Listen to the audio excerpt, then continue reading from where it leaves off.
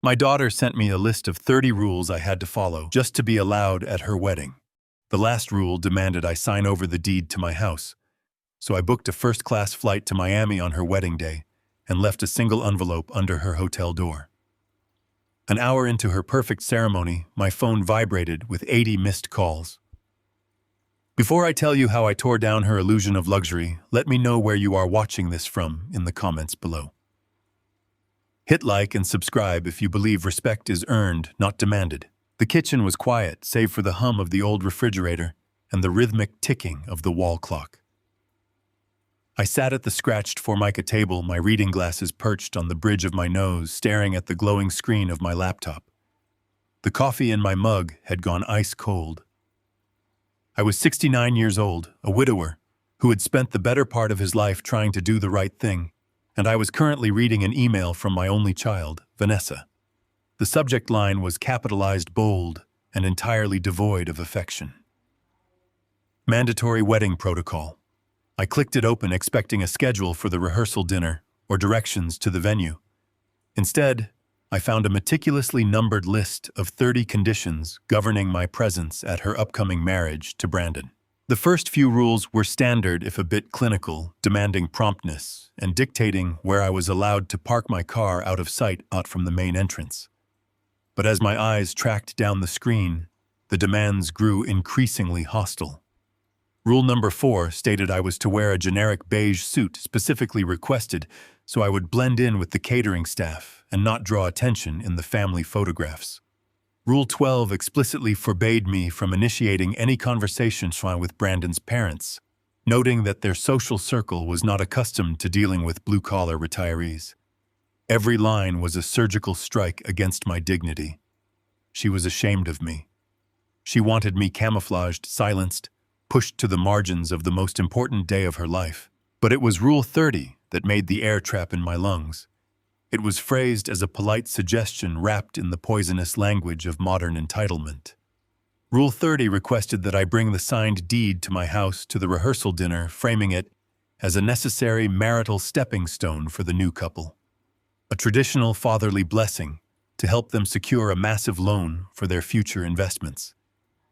She wrote that since I was getting older, a large house was an unnecessary burden, and signing it over to Brandon was the most responsible thing I could do. I sat frozen. My chest tightened, a heavy, suffocating pressure radiating outward. This was not the erratic behavior of a stressed bride. This was a calculated, cold-blooded plan to strip a father of his home and his pride in one swift motion. I looked away from the screen and let my gaze drift around the modest kitchen. The peeling wallpaper near the sink, the faded linoleum floor, the ancient stove that rattled when you turned on the oven. To Vanessa, this house was a symbol of my failure. She believed I was a retired lower-level dispatcher who had barely scraped by on a meager salary, a man without ambition, who was now living out his final years on a fixed, pathetic pension. She looked down on this house, yet she was ruthlessly maneuvering to steal it. She did not know the truth. She did not know that the poverty she so deeply despised was an illusion, a carefully constructed stage set designed entirely to save her soul. Decades ago, my late wife Alice and I started with nothing but a rusted freight truck and a mountain of debt. We worked 18-hour days, sleeping in truck stops, eating canned soup, building Fletcher Logistics brick by brick. That single truck turned into a fleet of 500 dominating shipping routes across the entire Midwest. We became wealthy beyond our wildest imaginations. But as the money rolled in, I watched it poison Vanessa. She grew up surrounded by private tutors and luxury cars, transforming into a demanding, entitled teenager who measured human worth by designer labels and bank balances. When Alice fell ill, she made me promise to fix it. On her deathbed, holding my hand with the last of her strength, she begged me not to let the money ruin our daughter completely. When Alice passed, I made a radical decision. I stepped down from the company, transferred the entirety of my massive wealth into an ironclad blind trust, and put myself on a strict allowance of $3,000 a month. I moved into this modest suburban house, bought a 10-year-old sedan, and told Vanessa the business had been sold to cover Alice's medical debts. I wanted her to learn the value of $1, to understand the dignity of hard work, to build a life on her own merits. The lesson was a spectacular failure. Instead of finding her own footing, Vanessa grew to resent me. She viewed my fabricated poverty as a personal insult, a failure of my duty to provide her with a life of luxury. She attached herself to Brandon, a man who flaunted wealth and status, desperate to escape the blue-collar shadow she believed I cast. I printed the list of 30 rules. The paper felt heavy in my hands, weighted with the ultimate failure of my parenting. She did not just want to exclude me. She wanted to consume whatever resources I had left and discard the remains. I folded the paper and slipped it into my jacket pocket. I had to deliver a check to the country club this afternoon. Vanessa had demanded $5,000 to cover the final invoice for the floral arrangements. For months, I had played the part of the struggling father, supposedly eating rice and beans, to save up this sum from my meager pension, hoping the sacrifice would earn a fraction of her respect. Now, with the check burning a hole in my pocket alongside her list of insults, I grabbed my keys and walked out the door. I drove my beat-up Ford Taurus up the winding manicured driveway of the elite country club where the reception was to be held. The valet gave my car a look of undisguised disdain before handing me a ticket. I walked through the heavy mahogany doors, my worn shoes squeaking faintly against the polished marble floors. I asked a staff member where the wedding planner was meeting with the couple. He pointed toward a private lounge off the main ballroom. The hallway was quiet, the acoustics bouncing voices clearly down the corridor. As I approached the partially open door of the lounge, I heard Brandon's voice. I stopped, instinctively pressing my back against the wall, completely hidden from view. Brandon was laughing. It was a cruel, sharp sound that echoed off the high ceilings. He was telling the wedding planner not to worry about the final payment for the tulips. The old man's pathetic life savings barely cover the flowers, he sneered, but it keeps him feeling useful, so we let him pay it. Vanessa chimed in, her voice dripping with exasperation. I had to threaten to uninvite him just to get him to open his wallet, she sighed. But it doesn't matter. Once he signs the deed to the house over at the rehearsal dinner, Brandon is finalizing the loan.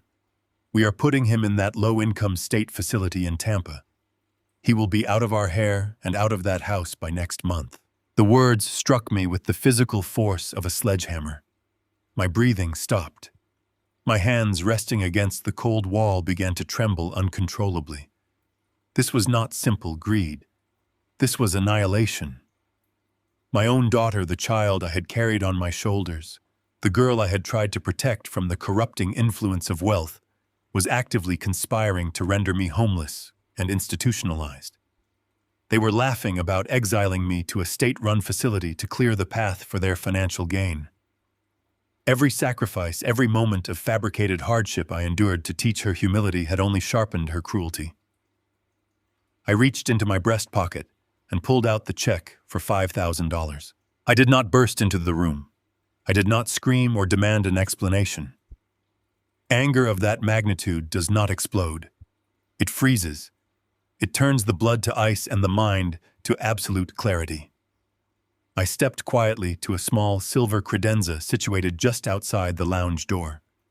I placed the check down on the polished surface right where they would inevitably find it upon leaving. I turned on my heel and walked back down the marble corridor, retrieving my car from the sneering valet. The drive home was conducted in complete silence.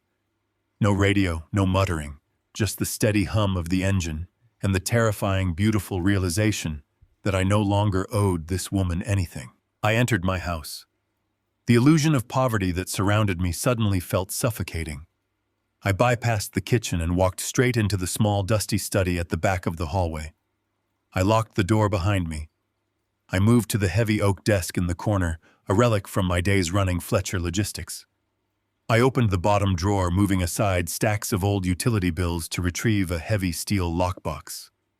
I punched in the combination. Inside rested a satellite phone, fully charged, a device I used exactly twice a year to confirm my existence. I pulled it out, dialed a secure number, and listened to the encrypted line connect. Harvey Pierce answered on the second ring. He was the executor of my blind trust, a ruthless, brilliant corporate attorney who had managed my empire from the shadows for years. Gordon Harvey said, his voice laced with immediate concern. "You only call this line in an emergency. What is the situation?" I stared out the window at the overgrown lawn Vanessa so frequently mocked. "Harvey," I said, my voice steady, stripped of all parental softness. "The lesson is over. Vanessa has failed. I need you to initiate a total freeze on every secondary liquid asset currently funneled into any account bearing her name or Brandon's. Sever the safety nets. It is time to reclaim the board." Harvey Pierce parked his unassuming sedan 3 blocks away and walked the rest of the distance to my house. He arrived at my back door just past midnight. We did not waste time with pleasantries. He carried a heavy leather briefcase that hit my kitchen table with a dull thud. For 20 years, Harvey had managed the Fletcher logistics fortune with the precision of a surgeon. Seeing him in my faded kitchen pulling stacks of financial records under the dim fluorescent light felt like worlds colliding. He handed me a tablet. We had work to do. I told him to pull every transaction linked to the wedding account I had set up for Vanessa. For the past 6 months, I had deposited a generous allowance into that joint account, supposedly funded by cashing out my retirement policies. I wanted her to have a beautiful day. I wanted to be a good father. Harvey tapped the screen and a spreadsheet populated with hundreds of line items. He did not look at me with pity. He looked at me with the cold objectivity of a man who had seen human greed tear families apart countless times. He pointed to a series of venue deposits. They were completely disproportionate to the actual costs of a country club wedding in this part of Florida. I leaned closer to the screen, adjusting my glasses. The numbers did not make sense. I had personally reviewed the initial quotes from the caterer and the event planners. Harvey pulled up the verified invoices he had acquired directly from the vendors through his corporate channels. The discrepancy was glaring. The catering bill was listed in Vanessa and Brandon's joint account as $40,000. Harvey showed me the actual invoice from the catering company. It was settled for barely $15,000. Someone was bleeding the account dry, siphoning the excess cash before the ink on the contracts even dried. I reached into my pocket and pulled out my phone, opening the banking app for my personal checking account. I searched for the $5,000 check I had left on the credenza at the country club that very afternoon. It was the money Vanessa demanded for the floral arrangements. The check had already cleared. I clicked on the scanned image provided by the bank. The breath left my lungs. The numbers had been expertly altered. The 5 had been turned into a 15. $15,000 drawn from my account, deposited directly into a third-party holding company. I stared at my own forged signature at the bottom. Brandon had not just mocked me. He had actively committed felony fraud. I slid the phone across the table to Harvey. He inspected the altered check with a grim nod. This was not a mistake. This was a calculated theft. Harvey quickly ran the routing numbers of the holding company through his encrypted database. The silence in the kitchen stretched out heavy and thick. I thought about Alice. I thought about how we had saved pennies in a jar to buy our first decent mattress. Now my future son-in-law was treating my life savings like a personal bank vault. Harvey turned the tablet toward me. The money from the inflated invoices and the forged check was not going toward upgrading the wedding. It was not going toward a down payment on a marital home. Harvey traced the holding company directly to a series of offshore accounts based in the Cayman Islands. These accounts were registered to online gambling syndicates and high-stakes sports betting platforms. Brandon was hemorrhaging money. He was taking the funds meant to celebrate his union with my daughter and throwing them into a black hole of digital casinos. I sat back in my chair. The sheer audacity of the scheme was staggering. Brandon was drowning in debt. He was using the wedding as a front to extract cash from me, laundering the money through fake vendor markups. And Vanessa was either a willing accomplice or completely blind to the fact that her perfect groom was a desperate fraudster. Remembering the 30 conditions she sent me demanding I sign over my house to this man, the pieces fell into place. Brandon needed the deed to my home to secure a massive loan. He needed to feed his addiction. My daughter was offering up my home as a sacrifice to a gambling addict. A profound shift occurred within me at that moment. The lingering guilt I harbored about deceiving Vanessa with my fabricated poverty vanished. She had demanded I wear a beige suit to blend in with the staff. She had demanded I stay away from Brandon's wealthy parents.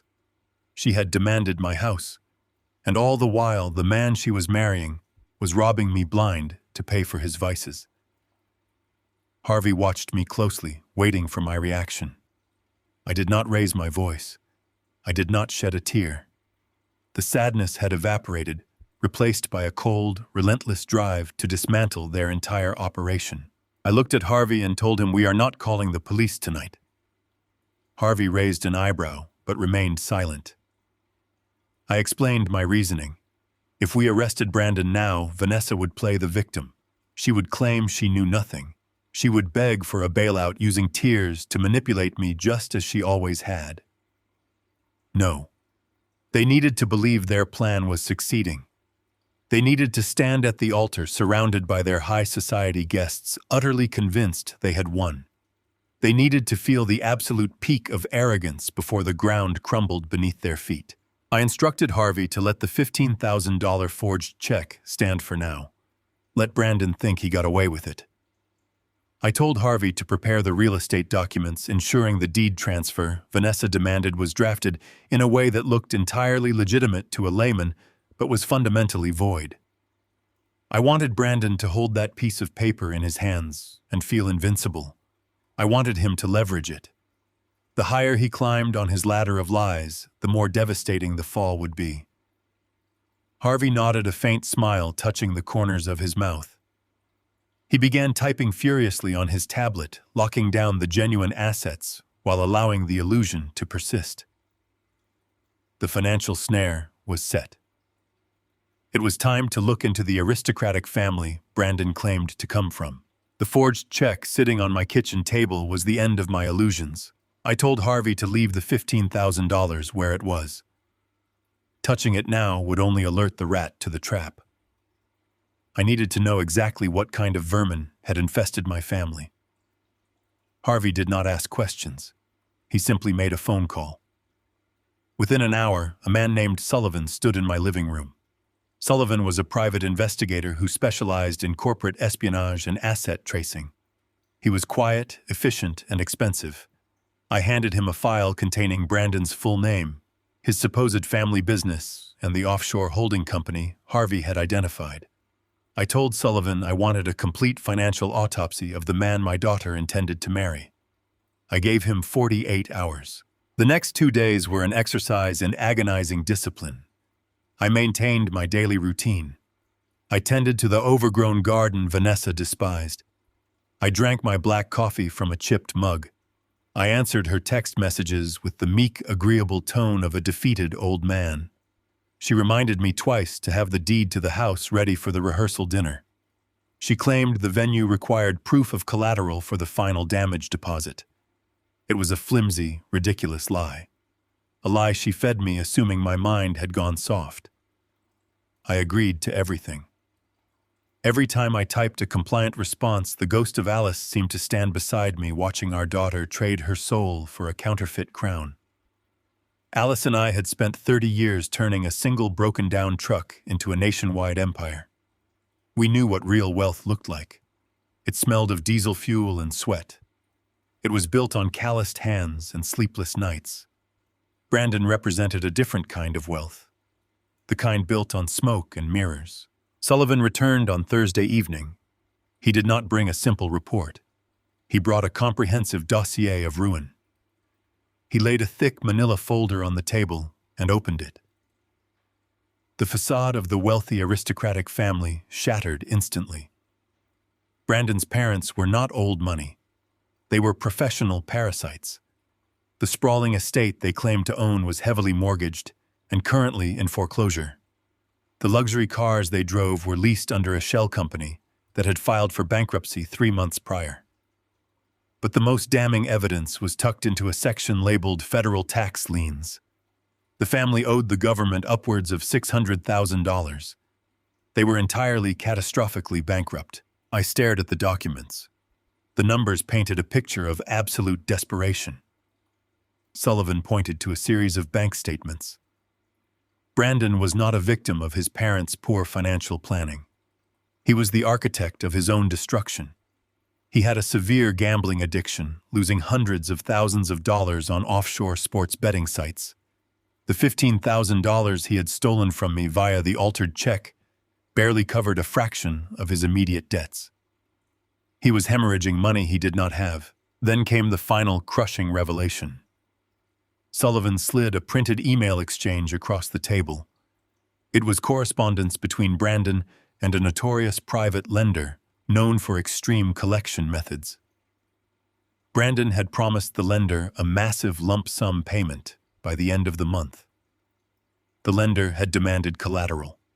Brandon's response was a detailed appraisal of my house. He outlined the prime location, the lack of any existing mortgage, and the exact market value.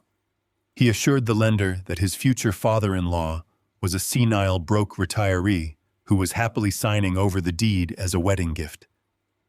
Brandon explicitly stated that the house would be flipped or leveraged the moment the ink dried on the transfer documents. My daughter was not walking down the aisle toward a life of luxury. She was walking into a financial slaughterhouse. Brandon did not love her.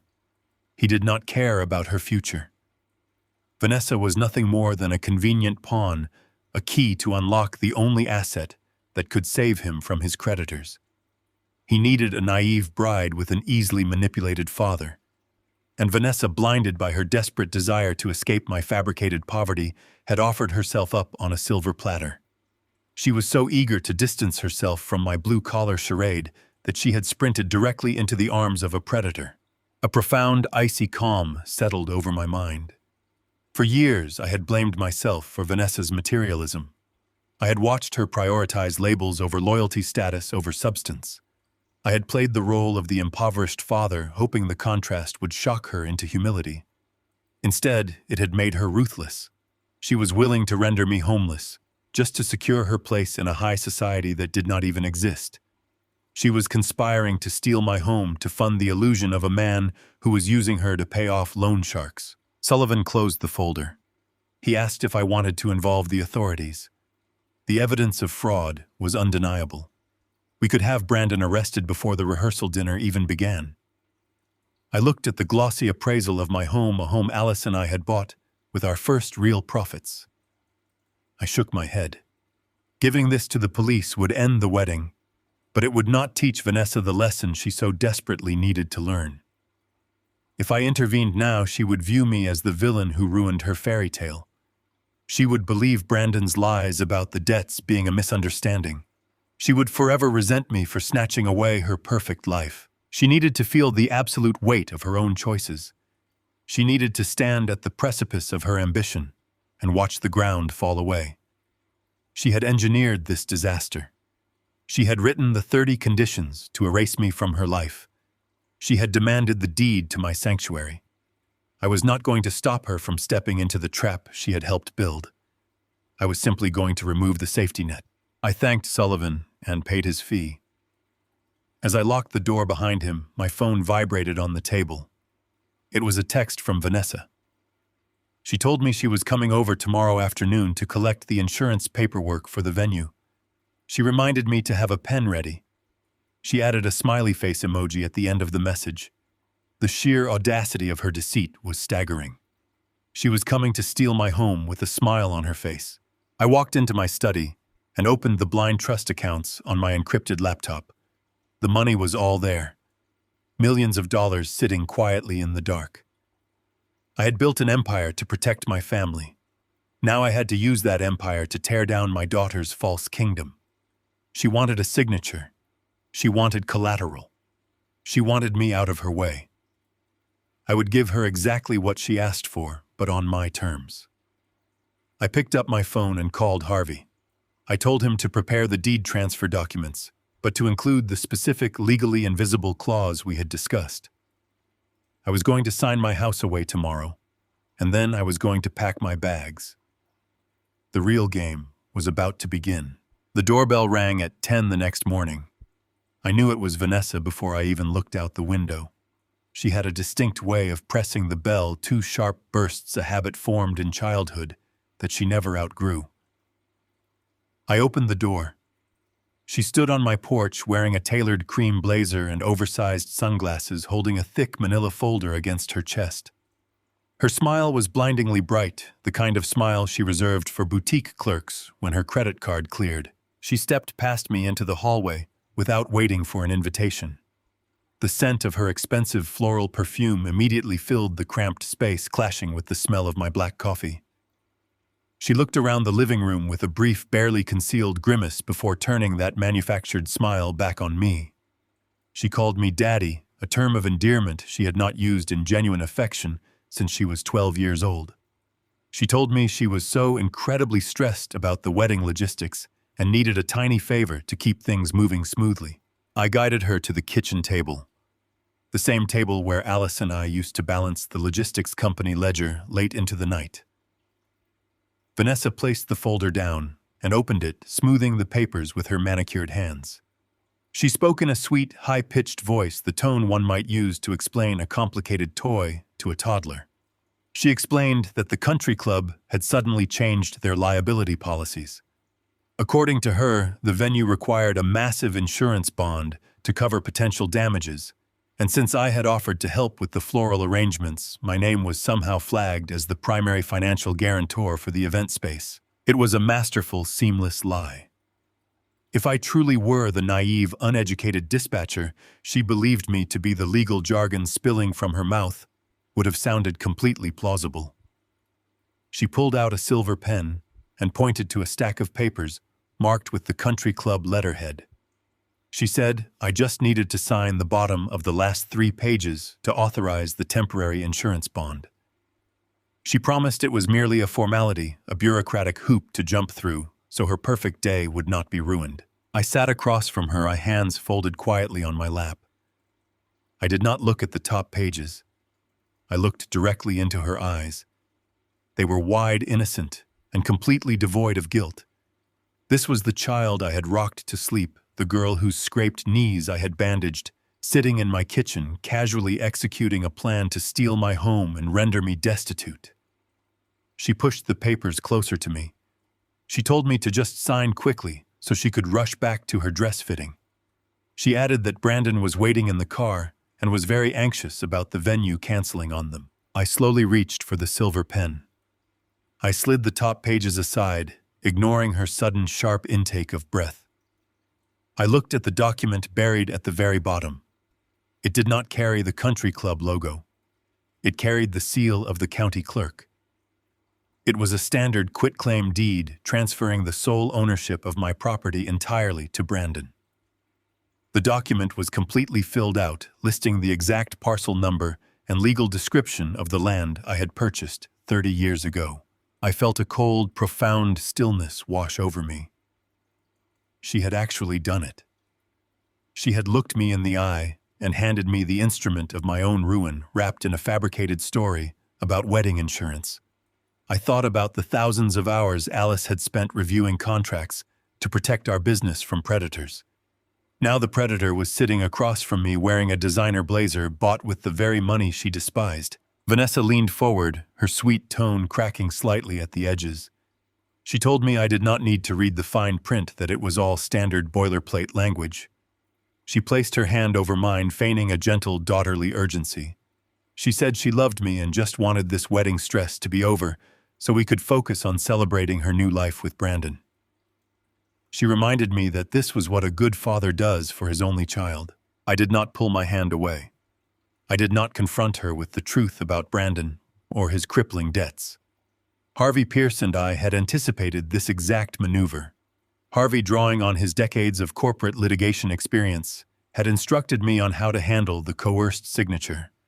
A legal document is only binding if the signature matches the established, verified legal mark of the signee.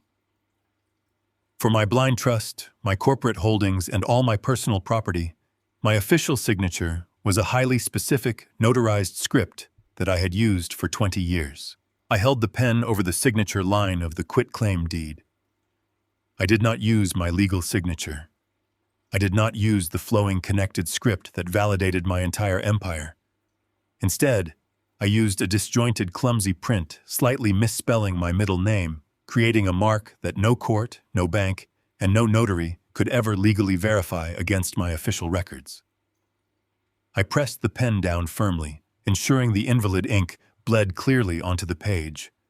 I signed my name exactly the way a confused, broken old man might sign away his life. I completed the final page and pushed the folder back across the table. Vanessa exhaled a long, shuddering breath. The relief on her face was immediate and absolute. The sweet, condescending daughter vanished instantly, replaced by the cold, calculating woman I had seen at the country club. She gathered the papers with aggressive speed, tapping the edges against the table to align them, before shoving them back into the manila folder. She did not look at the signatures. She only saw that the blank lines were now filled. She stood up abruptly, the chair scraping loudly against the linoleum floor. The charade was over. She had what she came for. She did not offer me a hug. She did not thank me for saving her wedding. She simply grabbed her oversized sunglasses and told me she had to leave immediately. She reminded me one last time to make sure my cheap suit was pressed for the rehearsal dinner, warning me that Brandon's parents would be evaluating every single detail of the evening to ensure our family met their standards. I walked her to the front door. I watched her hurry down the pathway, her heels clicking rapidly against the concrete. She practically ran to the luxury car waiting at the curb. Brandon was behind the wheel. I saw him lean over and eagerly grab the folder through the open window before she even sat down. I watched them pull away from the curb, speeding off toward the city, secure in their belief that they had just conquered my world and secured their financial salvation. I closed the front door and engaged the deadbolt. The silence of the house returned, but it no longer felt oppressive. It felt like a fortress. I walked back into the kitchen and picked up my cold cup of coffee. I poured it down the sink and watched the dark liquid spiral into the drain. My daughter had just walked out of my house holding a worthless piece of paper, fully believing she held the keys to a kingdom. She had chosen greed over blood. She had chosen a desperate fraudster over the father who had sacrificed everything to protect her. She wanted to play a high-stakes game with a man she thought was powerless. She was about to discover that the man she thought she had outsmarted was the one who owned the board. The house was silent again. The silence was no longer a void. The silence was a canvas. I walked back to my study and opened the encrypted tablet Sullivan had left on my desk. Sullivan was a ghost of a man, but his technology was profoundly loud. He had synced a monitoring program to my local network router, capturing outgoing digital traffic from Vanessa's phone during the brief window she was connected to my Wi-Fi. I sat in the leather chair and tapped the screen. The log refreshed with a mechanical precision. There were 2 new outgoing text messages. The first was from Vanessa.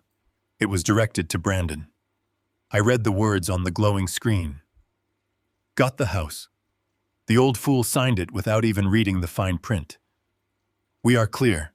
The old fool. The phrase echoed in the empty room. The old fool signed it. The old fool who had paid for her childhood braces. The old fool who had worked back-to-back night shifts so she could attend private ballet classes. The old fool who had held his dying wife's hand and promised to keep their daughter safe from the rot of unearned wealth. I traced the letters on the glass screen. I had spent 30 years protecting her from the harshness of the world. I had spent 30 years building a logistics empire to secure a future she could never outlive. I had spent 30 years loving a daughter who now viewed me as a convenient idiot. The pain was completely gone. The grief was completely gone. Only a profound surgical precision remained. The tablet chimed softly. Sullivan's program had intercepted a secondary chain. It was a message from Brandon forwarded through a masked number but effortlessly decoded by Sullivan's software. Brandon was texting a man listed only as Mickey. The message was brief and frantic. "The property is secured. Quitclaim deed is signed. I will have the 200 grand by Monday morning. Call off your guys. 200 grand by Monday morning." Brandon was not just a gambler. He was a drowning man dragging my daughter under the dark water with him. Alice had warned me about this specific type of man. Alice had seen them around the freight yards in the early days of our business. Men who wore expensive cologne to hide the sharp smell of desperation. Men who smiled with their perfectly white teeth, but never with their eyes. Alice had told me to always watch a man's hands when money was on the table. Brandon's hands were shaking at the country club. Now I knew exactly why. He owed $200,000 to people who did not send polite collection letters in the mail. He owed money to people who dealt in broken bones and ruined lives. And Vanessa had willingly handed him the key to my front door to pay them off. They thought they had the high ground. They thought they held a valid ironclad deed. They thought the wedding on Saturday would be a triumphant coronation of their brilliant scam. They did not know the deed was legally void. They did not know my signature was a deliberate, clumsy fake. They did not know Harvey Pierce had already frozen the accounts backing their massive venue deposits. They had built a spectacular house of cards, and they were standing on the very top floor, congratulating themselves on the view. All I had to do was step away and let the wind blow. I closed the tablet. I opened my personal secure laptop. I navigated to a commercial airline website. For years, I had flown economy wearing worn sweaters, pretending to count pennies to maintain the illusion of my meager retirement. For years, I had sat in the cramped middle seats, enduring the physical discomfort to teach Vanessa a lesson in frugality and grounded living. That era was officially over. I selected a flight departing on Saturday morning, the exact morning of her lavish wedding. I did not search for the cheapest fare. I selected a first-class window seat on a direct flight to Miami. The price was exorbitant. The price was utterly meaningless to a man who owned a national logistics empire. I typed in my solid platinum corporate card number. The transaction was approved instantly. I walked into my bedroom. I pulled my battered leather suitcase from the top shelf of the closet. I opened the wardrobe doors. The generic beige suit Vanessa had demanded I wear was hung in the center. It was a shroud. It was a garment designed to render me invisible. It was the uniform of a servant in my own daughter's narrative. I ignored it. I left it hanging in the dark, a pathetic costume for a role I would never play again. I reached into the back of the closet and pulled out the protective garment bags. I packed my tailored linen shirts. I packed my expensive leather loafers. I packed the clothes I had kept hidden away for years to maintain my false poverty. I packed the life I had willingly suspended for her sake. I moved with a deliberate, calm rhythm. I folded the shirts. I placed the shoes in their designated bags. I closed the heavy brass zipper of the suitcase. The trap was fully set. Every financial wire was pulled tight. Every escape route for Brandon and Vanessa was legally and financially blocked. They had asked for my absence at their high society tables. They had asked for my silence. They had asked for my house to fund their spectacular lies. I was giving them exactly what they asked for. I was giving them complete, devastating isolation. I looked out the window at the quiet suburban street. It was the street where I had taught Vanessa to ride a bicycle. It was the street where Alice and I had walked hand in hand on summer evenings. It was no longer my home. It was simply a building they had tried to steal. I turned off the bedroom lamp. I was ready for Miami. I was ready for the bright sun. I was ready to watch their grand illusion burn to the absolute ground. 3 days remained until the wedding. I woke up at 5 in the morning, just as the sky began to turn a bruised purple. I brewed my usual pot of cheap dark roast coffee and carried the chipped ceramic mug into my study. The house was entirely silent. It was the kind of silence that precedes a controlled demolition. I sat at my heavy oak desk and opened my encrypted laptop. The screen illuminated my face in the dark room. For years, I had played the role of the impoverished father, quietly subsidizing my daughter's lavish lifestyle from the shadows. I had constructed an elaborate invisible architecture to ensure she never truly felt the sting of failure. Today, I was bringing the entire structure down. I started with her transportation. Vanessa drove a pristine white luxury SUV. She loved to tell her friends that she had negotiated a brilliant lease rate through her own fierce financial savvy. The truth was entirely different. Her credit was abysmal. 3 years ago, when she marched into that dealership demanding the keys, they nearly laughed her out of the showroom. Harvey Pierce had quietly intervened, setting up a dummy corporation to act as a silent guarantor. I had been paying the exorbitant monthly premium via an automated wire transfer ever since. She honestly believed she was paying it herself from her meager salary at the boutique public relations firm where she worked. I opened the banking portal and located the recurring transfer. I stared at the numbers. Alice and I had driven a rusted sedan with no air conditioning for the first 10 years of our marriage, pouring every spare dime back into the logistics company. We understood the value of sacrifice. Vanessa only understood the value of appearances. I hovered my cursor over the cancellation button. I thought about her demanding I wear a beige suit to blend in with the catering staff. I clicked cancel. A small green checkmark appeared on the screen confirming the action. By Friday morning, her payment would officially bounce. By Saturday, the dealership would issue a repossession order. She would have no chariot to carry her away from the wreckage. I took a slow sip of my coffee. The bitterness grounded me. Next on the list were the credit cards. Vanessa carried a thick stack of platinum cards in her designer purse. She treated them like magic wands, completely oblivious to the mechanics of debt. When Alice passed away, I made the profound mistake of trying to buy my daughter's happiness to numb my own grief. I established a secondary trust that automatically settled any balance she accrued over $2,000. It was designed to be an emergency net, a way to keep her safe while she figured out her career. She never figured it out.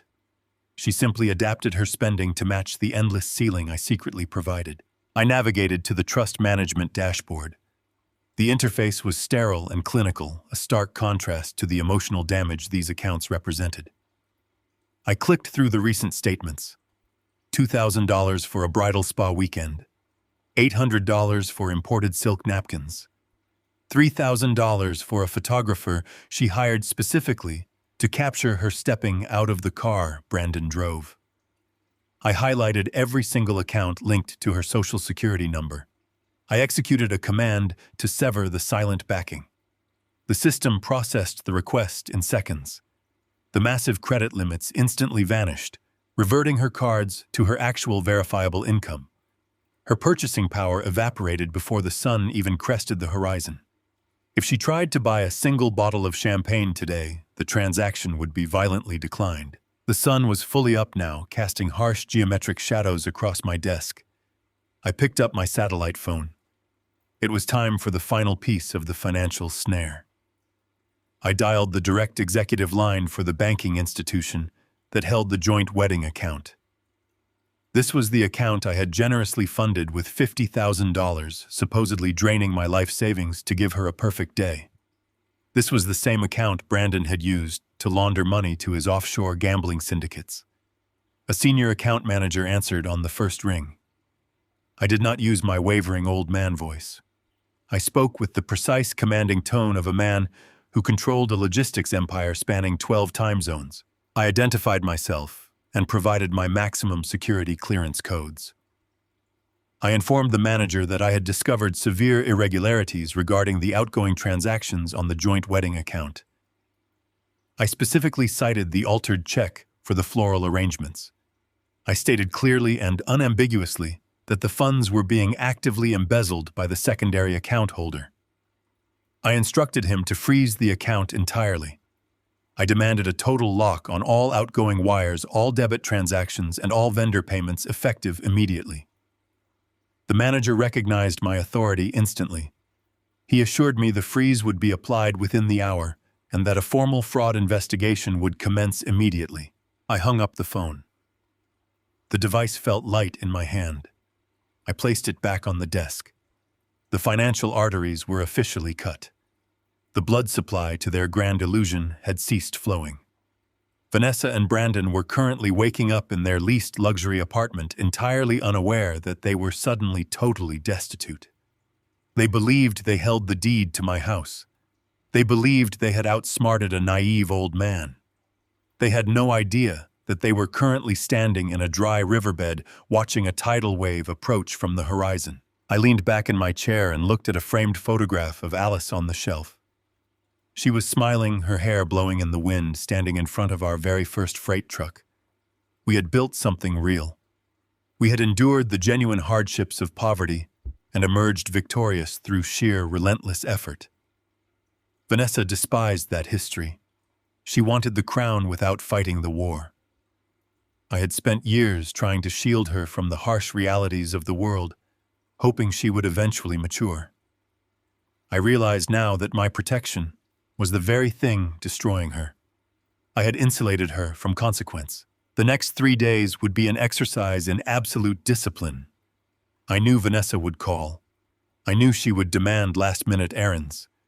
I knew she would speak to me with that familiar dripping condescension. I had to remain entirely passive. I had to smile and nod and play the role she had assigned to me. I had to let her walk all the way to the edge of the cliff. Every vendor she called, every check she tried to write, every arrogant boast she made to Brandon's bankrupt parents would only heighten the velocity of her impending crash. I stood up and walked into the kitchen. I washed my coffee mug and placed it on the drying rack. I had an appointment later that afternoon to pick up the cheap beige suit from the dry cleaners. I was going to wear it to the rehearsal dinner just as she demanded. I was going to sit in the corner, invisible and silent. I would watch Brandon sweat as his loan sharks circled closer. I would watch Vanessa parade around the room, showing off a life she could no longer afford. I would give them exactly the performance they requested. The silence was no longer a burden to carry. The silence was the sound of my victory. What is the most elaborate lie you have ever caught someone in? The rehearsal dinner was held in the private dining room of a downtown steakhouse known for its exorbitant prices and oppressive exclusivity. I arrived precisely at 7 in the evening. I wore the generic beige suit Vanessa had explicitly mandated in her list of conditions. The fabric was a stiff, unforgiving polyester blend I had purchased off the rack at a discount department store. It hung awkwardly on my shoulders, a dull, lifeless color designed entirely to render the wearer invisible. Stepping through the heavy glass doors, I felt the immediate collective gaze of the room slide right past me. The plan was working perfectly. The space was awash in the warm glow of amber chandeliers and the sharp scent of expensive cologne. Waiters in crisp black uniforms glided across the carpet, carrying silver trays of champagne. I stood near the back wall, a silent observer in my drab camouflage. Vanessa held court near the head table, draped in a designer silk gown that likely cost more than a reliable used car. She laughed too loudly at a joke made by Brandon's mother, a woman who projected an aura of severe, unearned superiority. Brandon's parents, Howard and Patricia, were a study in desperate pretense. They wore labels that were meant to scream wealth, but to an educated eye they merely whispered anxiety. I knew from the private investigator's dossier that the heavy diamond necklace resting on Patricia's collarbone was heavily leveraged. I knew the luxury sedan Howard had tossed the keys to the valet for was months behind on payments. They were swimming in a sea of federal tax liens and collection notices, yet they carried their champagne flutes like royalty, inspecting their subjects. I remained by the wall, quietly observing the charade unfold. Patricia turned away from Vanessa, her smile dropping the instant she was out of my daughter's direct line of sight. She walked toward my corner of the room, her eyes scanning the crowd for a servant. She did not recognize me as the father of the bride. She simply saw an older man in a cheap beige suit standing near a service station. Without missing a beat, she thrust her empty crystal glass directly at my chest. "Take this to the bar and bring me another pour of the reserve Cabernet." She commanded, her tone flat and utterly dismissive. She did not look at my face. She looked straight through me. A younger, prouder version of myself might have reacted. The man who had built a national logistics empire from the dirt up might have crushed the delicate glass in his calloused hand. But the man standing in that room was completely detached from ego. I accepted the empty glass with a polite nod. I walked to the bar, placed it on the mahogany counter, and returned to my post in the shadows. Let them believe the lie. It only made the impending truth more devastating. My focus shifted to Brandon. While his parents performed their aristocratic theater, the groom was entirely unraveling. He stood near the exit, physically separated from the celebration. The ambient lighting caught the sheen of cold sweat coating his forehead. He held his phone low against his hip, his thumb moving frantically across the screen. Every few seconds, the device would vibrate, the harsh buzzing sound faintly audible even over the jazz quartet playing in the corner. I knew exactly who was on the other end of those digital messages. The loan sharks were not interested in wedding cake or rehearsal toasts. They were interested in the $200,000 Brandon had promised them. He had assured them the deed to my house was secured. He had leveraged my entire life to buy himself a few more days of breathing room. He kept wiping his brow with a linen napkin, his eyes darting toward the heavy wooden doors, as if expecting a collection crew to walk through at any moment. He looked like a man standing on a trapdoor, waiting for the lever to be pulled. Vanessa noticed his absence and glided over to him. She placed a manicured hand on his shoulder, her brow furrowing in a brief display of irritation. I watched her lips move, likely chastising him for ignoring their guests. Brandon forced a strained smile, tucking the phone into his jacket pocket with trembling fingers. He kissed her cheek, a hollow gesture devoid of any genuine comfort. She did not see the terror in his eyes. She only saw the reflection of her own ambition.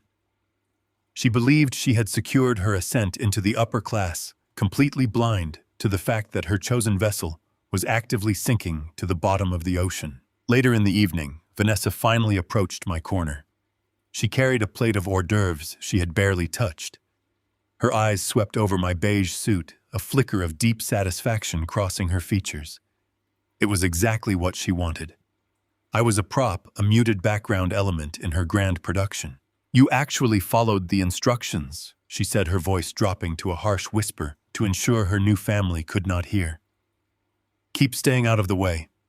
Howard and Patricia are already stressed about the venue logistics, and I do not need you complicating things with your depressing stories about the old days.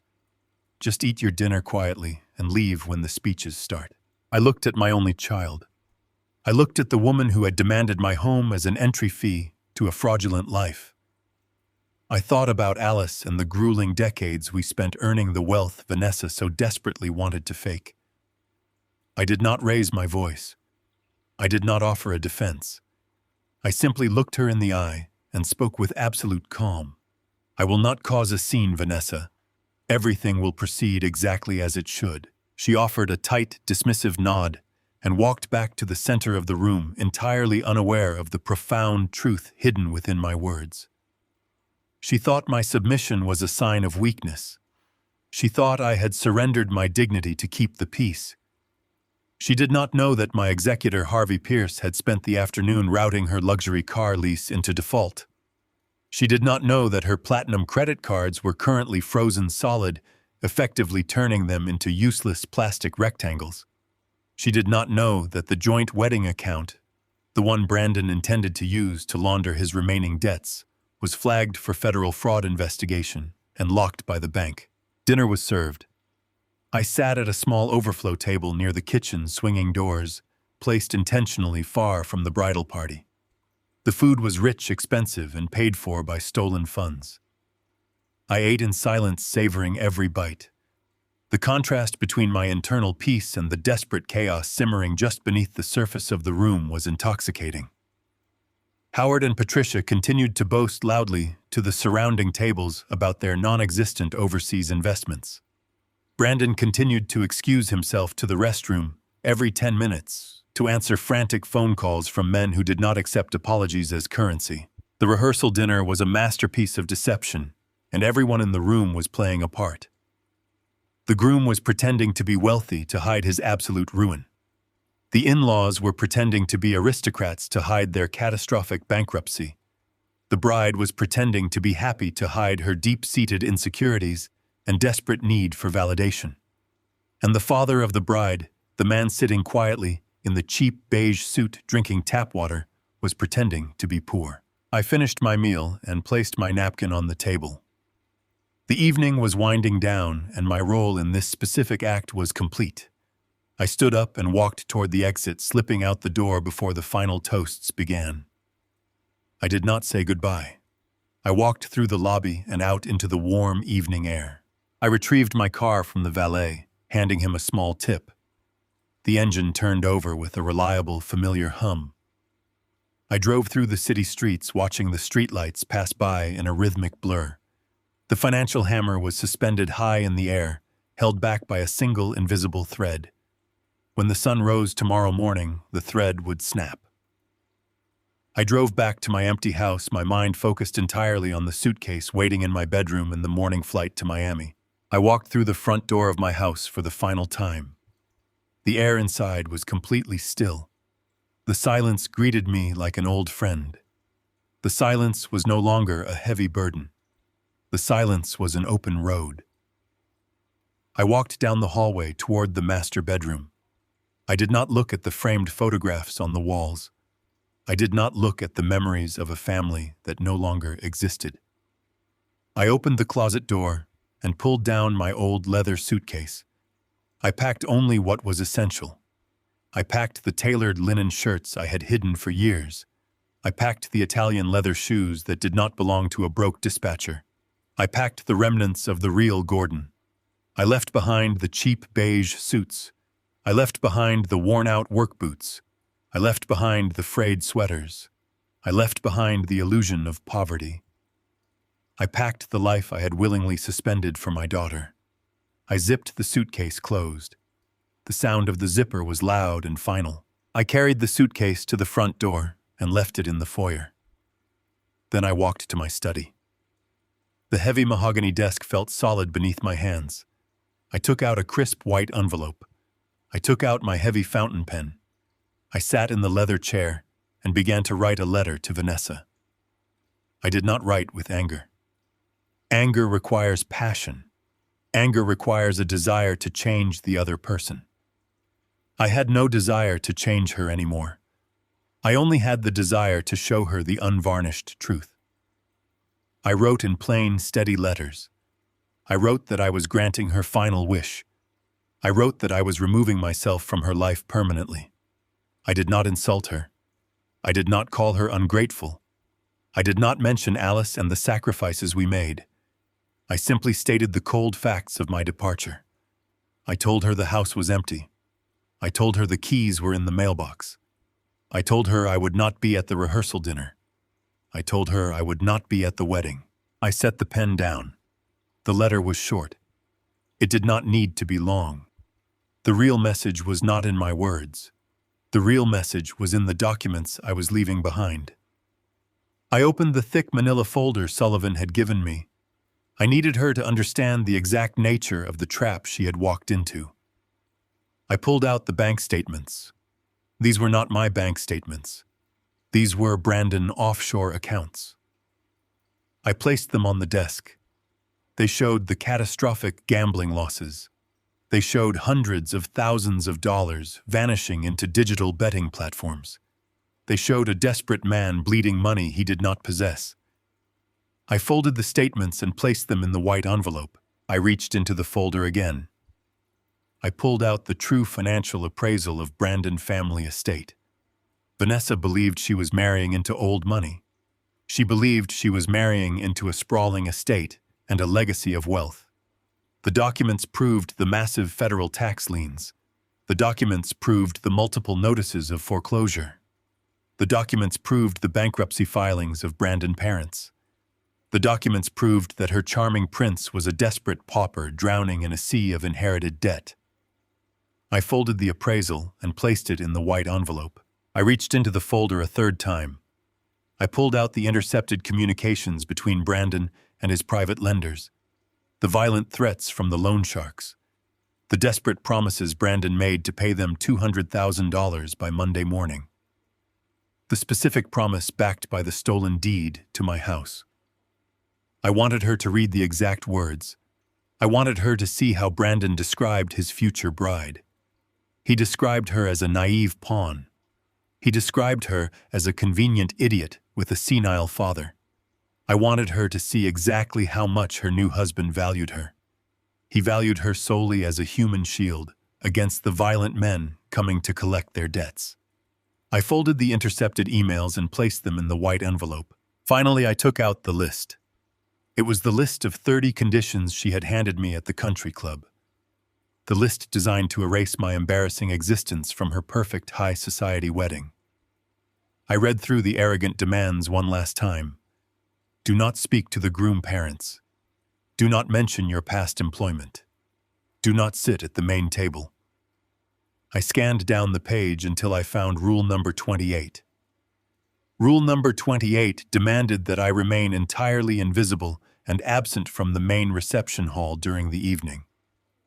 I uncapped a bright red pen. I drew a slow, thick red checkmark next to rule number 28. I was going to follow her rule with absolute perfection. I was going to be so absent that she would never find me again. I folded the list of conditions. I placed the list on top of the financial ruins. I slid the entire stack of documents into the heavy white envelope. I sealed the flap. I wrote her name on the front in bold black ink.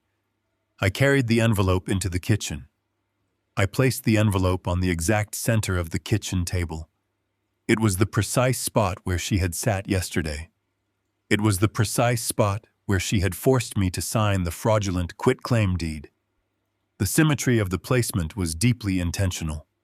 She had left me a worthless lying contract on this table.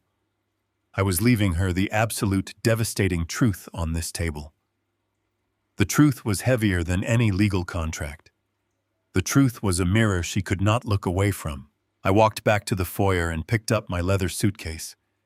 The handle felt familiar and right in my grip. I walked out the front door. I pulled it shut and listened to the lock click into place. I dropped the spare keys into the metal mailbox. A black town car was idling by the curb. The driver stepped out and opened the rear door for me. I slid into the leather seat. I told him to take me to the international airport. My flight to Miami was departing in 3 hours. I leaned my head against the window and watched the neighborhood fade away. I felt no regret. I felt no sorrow. I felt nothing but the clean, cold air of absolute justice. The trap was set. The fuse was lit. All I had to do was wait for the explosion. The sky was a pale shade of gray when I carried my leather suitcase to the front door. The house was entirely still. It was the quiet of a closed chapter. I stepped out into the crisp morning air and placed my luggage in the trunk of my car. The engine rumbled to life. I pulled out of the driveway and did not look in the rearview mirror. The drive into the city was smooth and empty. The highways were devoid of the usual commuter traffic. I drove toward the luxury downtown hotel where Vanessa and her bridesmaids had rented the penthouse suite for their morning preparations. I navigated the familiar streets with a strange sense of detachment. I was no longer a father rushing to fix a crisis. I was simply a messenger delivering the final consequence. The sun began to crest the horizon as I parked a block away from the hotel entrance. I walked through the revolving glass doors and crossed the expansive marble lobby. The early hour meant the space was mostly deserted. A few staff members polished brass fixtures and arranged fresh floral displays. I bypassed the front desk and took the elevator directly to the top floor. The doors parted with a soft chime. The hallway was lined with thick acoustic carpeting that absorbed the sound of my footsteps. I found the double doors of the bridal suite. I stood there for a moment listening. I could hear faint sounds of movement inside. Perhaps the makeup artists had already arrived. Perhaps Vanessa was sipping champagne and looking at the city skyline completely oblivious to the financial avalanche rushing toward her. I did not knock. I held the heavy white envelope in my hand. It contained the offshore bank statements documenting Brandon and his catastrophic gambling losses. It contained the true appraisal proving his parents were entirely bankrupt. It contained the intercepted messages from the loan sharks outlining their violent threats, and Brandon promising to use my house to pay them off. Finally, it contained the list of 30 conditions she had given me. I had placed a thick red check mark next to the rule demanding my total absence from her life. I knelt and slid the thick package under the gap of the double doors. I pushed it until it disappeared entirely onto the suite floor. It was out of my hands. The burden of truth now rested entirely in her domain. I turned and walked back to the elevator. The descent felt remarkably fast. I exited the hotel and returned to my car. I merged onto the highway heading toward the international airport. The morning sun cast a brilliant golden light across the asphalt. I dropped my vehicle at a long-term parking facility and boarded the terminal shuttle. Walking through the sliding doors of the departure hall, I felt a profound physical shift. I was no longer wearing the suffocating beige polyester suit. I wore a tailored linen jacket and comfortable leather loafers. I moved with the effortless posture of a man who carried no debts and held no secrets. I bypassed the crowded economy queues and proceeded directly to the priority security lane. The agents processed my boarding pass with polite efficiency. I walked into the first-class lounge and ordered a black coffee. I sat in a quiet corner watching the planes taxi across the tarmac. The heavy weight I had carried for 30 years was completely gone.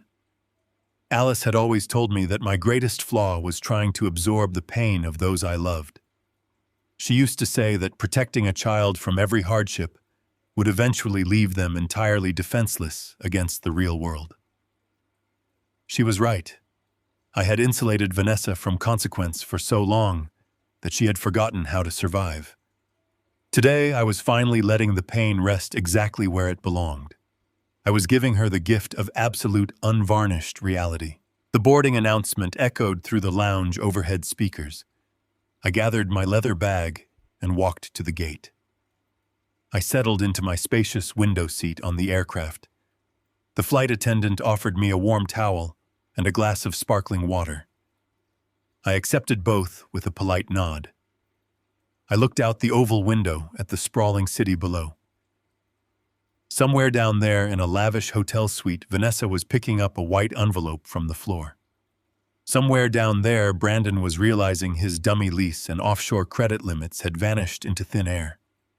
Somewhere down there, the entire artificial world they had constructed was violently collapsing under the weight of its own deceit. I reached into my jacket pocket and retrieved my satellite phone. The screen was dark, but the battery was fully charged. I knew exactly what would happen in the next 20 minutes. The calls would begin. The frantic texts would flood the network. The loan sharks would realize the quitclaim deed was an unverified forgery. The country club would demand their missing insurance bond. The caterers would receive notice of the frozen accounts. The desperation would be absolute and completely inescapable. They would look for the quiet, obedient father to step in and absorb the financial shockwave. They would look for the invisible man to rescue them from the fire they had built themselves. The aircraft engines roared to life, sending a deep vibration through the cabin floor.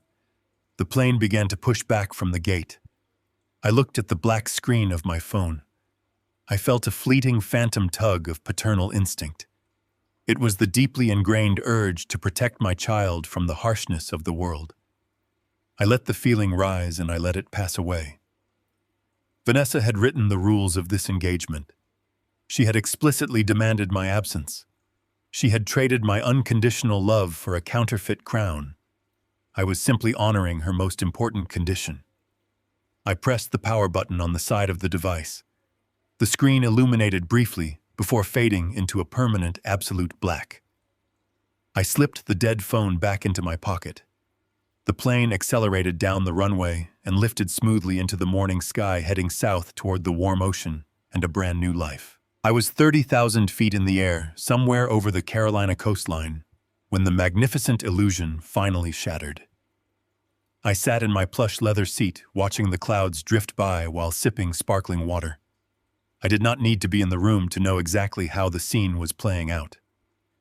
Harvey Pierce had stationed an associate at the hotel to monitor the fallout and report the timeline. I knew the precise moment the golden carriage turned back into a pumpkin. It was exactly 2 hours before the ceremony. The grand ballroom was scheduled to open its doors to 300 of the city elite. The bridal suite was a flurry of expensive activity. The makeup artists were applying the final touches of powder. The hairstylists were securing the veil. The bridesmaids were sipping imported champagne and adjusting their silk dresses. Vanessa was sitting in front of a gilded mirror, completely convinced of her own superiority. She believed she had orchestrated the perfect heist. She believed she had secured a lifetime of luxury at the expense of a foolish old man. The knock on the door was soft but persistent. The catering director stepped into the suite. He was a professional man, accustomed to dealing with high society stress, but he was also a man who followed strict contractual protocols. He approached Vanessa with a polite smile and a leather-bound folio. He apologized for the intrusion on her special day. He explained that there was a minor administrative issue. The venue policy required the final massive balance for the 6-course dinner and the premium open bar to be settled exactly 2 hours before the first guest arrived. It was a standard procedure for an event of this magnitude. Vanessa waved her hand dismissively. She found the interruption annoying, but utterly trivial. She did not perceive any threat. She asked her maid of honor to retrieve her designer clutch. She pulled out the heavy platinum credit card I had secretly backed for the last 5 years. She handed it to the catering director without even looking at the final staggering number on the invoice. The catering director stepped into the hallway to process the transaction on his mobile terminal. Vanessa returned her attention to the mirror smoothing the diamond necklace she had leased for the occasion. 2 minutes later, the director returned. The polite smile was gone. He looked uncomfortable but resolute. He informed her that the transaction had been declined. Vanessa let out a sharp laugh of disbelief. She told him the machine must be broken. She told him to try it again. She told him the card had an unlimited ceiling. She was entirely unaware that her unlimited ceiling had been completely demolished 3 days ago. The director swiped the card a second time. The terminal glowed with a harsh red error message. Insufficient funds. Account frozen. The words were a direct refutation of her entire existence. Vanessa snatched the card back. Her annoyance mutated into a flicker of genuine confusion. She pulled out a secondary gold card and thrust it into the director's hand. She commanded him to run it immediately. The result was identical. The third card met the same fate. The terminal beeped a relentless chorus of rejection. The air in the bridal suite grew intensely heavy. The bridesmaids stopped drinking their champagne. The hairstylist stepped back, holding her comb in midair. The facade was cracking. Vanessa felt the first cold tendrils of panic wrap around her throat. She snatched her phone from the vanity and dialed Brandon's number. She demanded he come to her suite immediately. She demanded he bring his corporate cards to fix this embarrassing mistake by the bank. She paced the length of the room, her high heels sinking into the plush carpet. She assured her friends it was just a security hold because they had spent so much money on the honeymoon suites. She lied with practiced ease, but her hands were visibly shaking. Brandon arrived 5 minutes later. He did not look like a triumphant groom. He looked like a hunted animal. His tuxedo jacket was unbuttoned, and his bow tie hung loosely around his neck. The sweat on his forehead had completely soaked through his expensive grooming. He had been drowning in his own panic for the last hour. His phone had been vibrating relentlessly, with threatening messages from the illegal lenders who demanded their $200,000. He stepped into the bridal suite and closed the door behind him, locking the bridesmaids out in the hallway. He looked at Vanessa with wide, terrified eyes. Vanessa thrust the catering invoice at his chest. She told him her accounts were locked and he needed to pay the director right now before the ballroom doors opened. Brandon pulled his sleek black card from his wallet. It was the card tied directly to his offshore holding company. It was the card he used to project the illusion of immense generational wealth. He handed it to the director. The director processed the payment. The terminal communicated with the banking servers. The response took longer this time. Then the screen flashed red. Transaction denied. Federal hold placed. Brandon grabbed his phone with trembling hands. He opened his banking application to transfer the funds manually. He logged into his account expecting to see the heavily leveraged funds he used to cover his tracks. The screen did not show his balance. The screen displayed a stark, unyielding legal notice.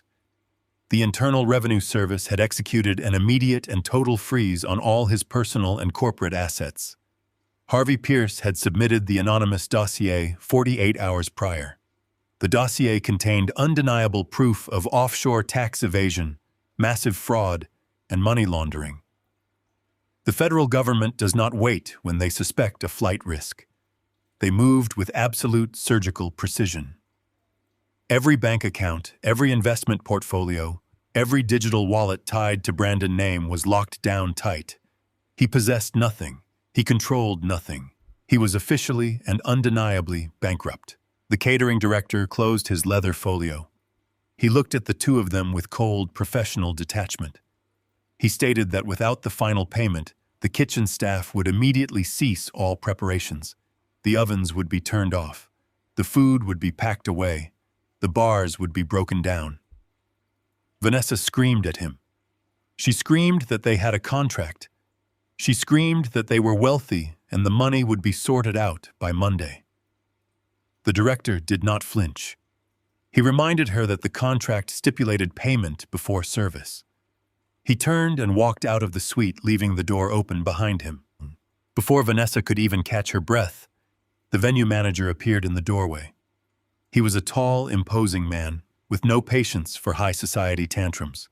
He carried a clipboard holding the venue insurance documents. He informed Vanessa that the temporary liability bond required for the reception had been officially rejected by their legal department.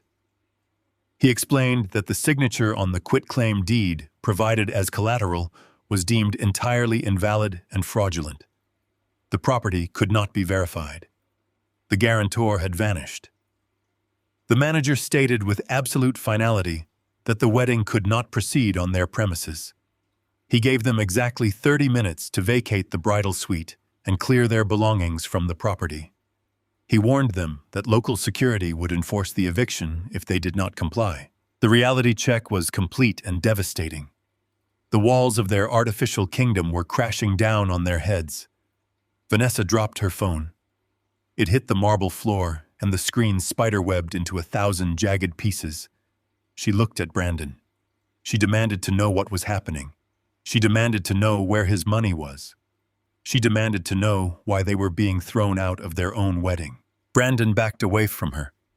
The charming aristocratic air was completely gone. The desperate fraudster was all that remained. He ran his hands through his carefully styled hair, destroying the illusion of perfection. He confessed everything in a rushed, panicked whisper. He told her there was no family money. He told her the estate was in foreclosure. He told her the IRS had seized everything. He told her the illegal lenders were already looking for him, and he had no way to pay them without my house. He told her he was leaving before the men arrived to break his legs. He did not ask her to come with him. He did not offer comfort. He turned around and sprinted down the hallway, leaving his bride standing alone in a ruined dress amidst the wreckage of her own ambition. Vanessa sank to the floor. The heavy silk fabric pooled around her like a collapsed parachute. She was alone. Her friends were gone. Her groom had fled. Her father had disappeared. Her money was an illusion. She had built a fortress of lies and locked herself inside. She reached for the white envelope I had slid under the door earlier that morning. She tore it open and pulled out the documents. She saw the offshore betting losses. She saw the bankruptcy filings. She saw the violent threats from the loan sharks. And finally, she saw the list of 30 conditions she had given me. She saw the bright red checkmark next to the rule demanding my total absence from her life. I had kept my promise. I was absent. I was gone. My flight touched down in Miami just as the sun reached its highest point in the sky. The heat was immediate and welcoming as I stepped off the plane. I walked through the terminal feeling lighter than I had in 3 decades. The heavy chains of obligation and deception were severed. I walked out into the bright tropical sunlight and hailed a cab. I gave the driver the address of a quiet oceanfront property I had purchased years ago under a corporate trust. A property Vanessa knew absolutely nothing about. I rolled down the window and let the warm breeze hit my face. The performance was over. The stage was dark. The actors had all faced the consequences of their lines. I closed my eyes and listened to the sound of the wind. I was finally free. While I watched the Atlantic Ocean appear beneath the wings of my flight, Vanessa was standing alone in the center of the ruined bridal suite. The venue manager had given her 30 minutes to vacate the premises. Her bridesmaids had scattered and were eager to distance themselves from the humiliating spectacle. Her groom had literally run down the hallway to escape the men coming to collect his debts. The heavy silk of her designer wedding gown felt like a physical weight dragging her down to the carpet. She had no money. She had no husband. She had no venue. She was completely isolated in a room she could no longer afford. That was when she noticed the heavy white envelope resting on the glass vanity. My handwriting was written clearly across the front. It was the same steady print that had signed her report cards and birthday cards for 3 decades. She picked it up with trembling fingers. She broke the seal and spilled the contents onto the table. There was no angry letter on top. There were no emotional accusations. There were only cold and verified financial facts. The first stack of papers she unfolded were the offshore bank statements. They belonged entirely to Brandon. She had always believed his vague stories about international investments and tied-up trust funds. The numbers on the pages told the absolute truth. She read through the ledgers of an offshore sports betting syndicate. She saw the massive transfers. She saw the staggering losses. Brandon was not a wealthy heir waiting for his inheritance. He was a compulsive gambler who had burned through every cent he could borrow. The thousands of dollars she thought he was investing for their future had vanished into digital casinos months ago. She moved to the second document. It was the comprehensive financial autopsy of his parents. Howard and Patricia had spent the entire rehearsal dinner looking down their noses at my cheap beige suit. They had boasted about their European vacations and their sprawling country estate. Vanessa read the county clerk records provided in the folder. She saw the multiple notices of default. She saw the devastating federal tax liens. She saw the official bankruptcy filings from 2 years prior. The aristocratic family she was so desperate to join was a complete fabrication. They were drowning in debt and pretending to swim. They had looked at Vanessa not as a beloved daughter, but as a financial life raft.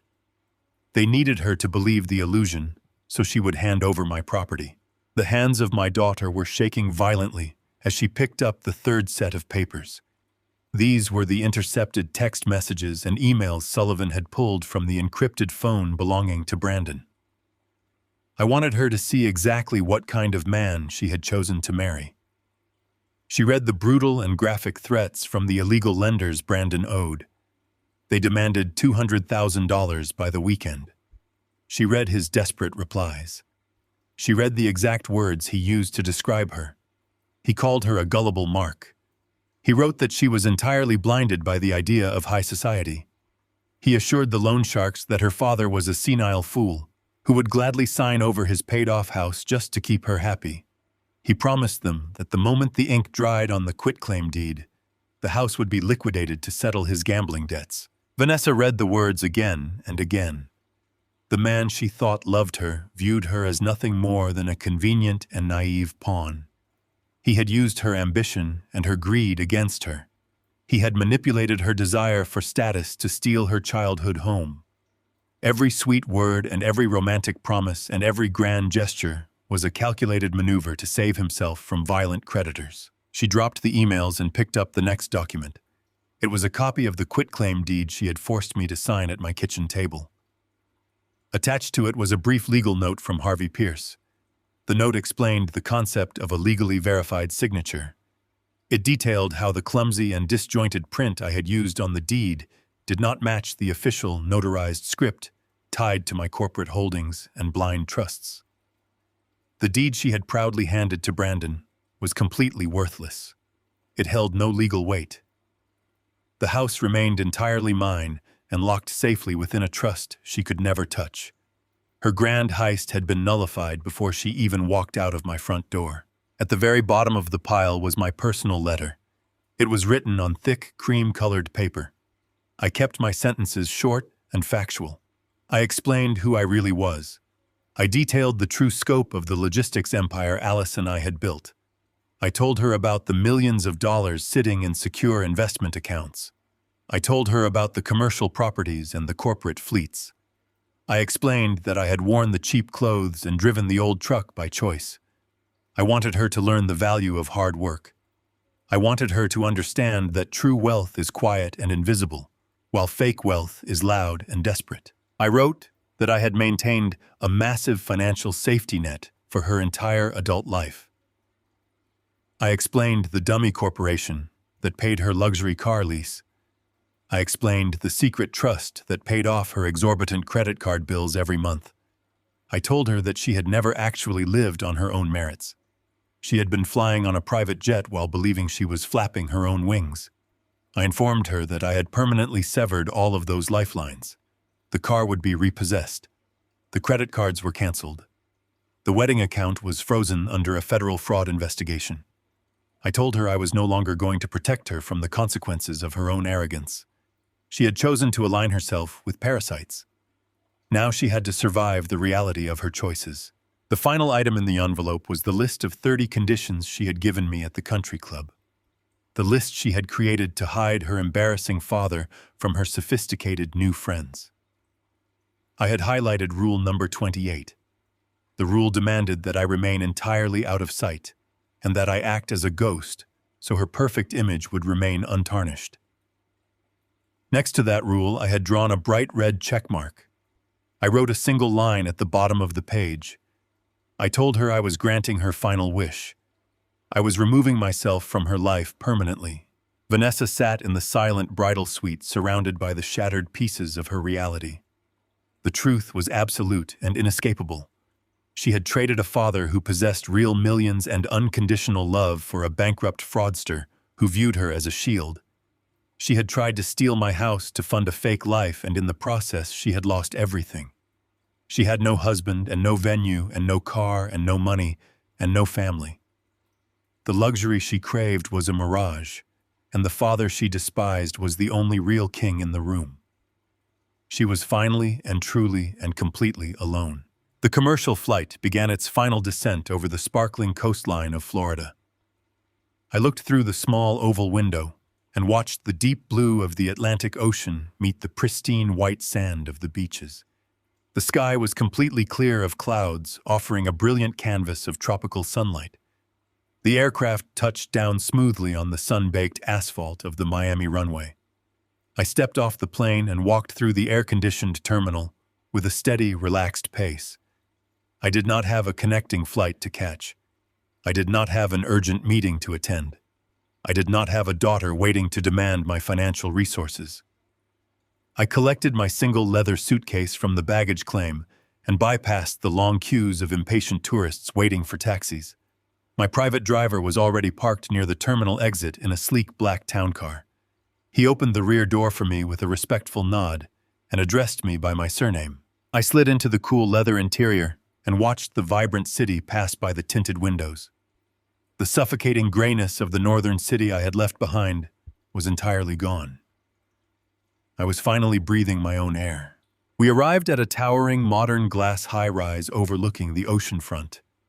The uniformed doorman greeted me warmly and held the heavy glass door open. I walked across the polished marble lobby and entered the private elevator reserved for the top-floor residents. I swiped my secure key card, and the car ascended silently toward the sky. The doors parted to reveal my penthouse suite. The space was massive and flooded with natural light from the floor to ceiling windows that stretched across the entire eastern wall.